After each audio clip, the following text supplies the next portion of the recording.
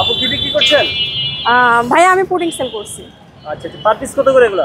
Per piece 100। 100 টাকা করে? জি। বাসায় বানিয়েছেন? জি, আমি নিজে বানিয়েছি। কয় পিস নিয়ে আসছেন আজকে?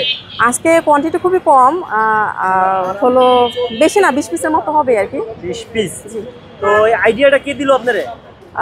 আইডিয়াটাই যে সবাইকে দেখি সেল করতে, যেহেতু আমার বাসা কাছে, তো ভাবলাম কেন নয় আমিও এসে আহ, যদি কিছু সেল করতে পারি, এইটা থেকেই আসা। বাট আপনাদের রেসপন্সিবল, ইনশাল্লাহ আমি কোয়ান্টিটি আরও, আইটেম আরও বাড়াবো। ও আপাতত পুডিং সেল করতেছি, দেখলাম ভালোই রেসপন্স পাচ্ছি, আলহামদুলিল্লাহ। রাস্তার পাশে বিক্রি করতেছে, কোনো সমস্যা ফেস করছেন? আপাতত আলহামদুলিল্লাহ করতেছেন। আর আমি অবশ্যই প্যাকেজিংটা এভাবে করি যে রাস্তা পাশে সেল করলেও যেন ধুলাবালি মুক্ত, এটা মানে মানুষ যেন গ্রহণযোগ্য হয়, এই জন্য এইভাবে কোয়ালিটি। ঢেকে রাখছেন? জি ভাইয়া। আচ্ছা আচ্ছা, এই প্যাকেটগুলো কিভাবে সংগ্রহ করলেন আপনারা?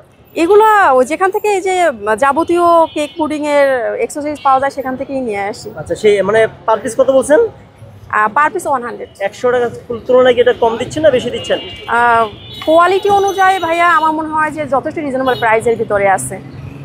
আমার তো প্যাকেজিংয়ের একটা কস্টিং আছে, সেটাও তো দেখতে হবে, তাই না? সব খরচ মিলিয়ে আর কি 100 টাকা আমার মনে হয় রিজনেবল। সবাই তো টেবিলের মধ্যে বিক্রি করে, আপনি কি এর মধ্যে বিক্রি করছেন?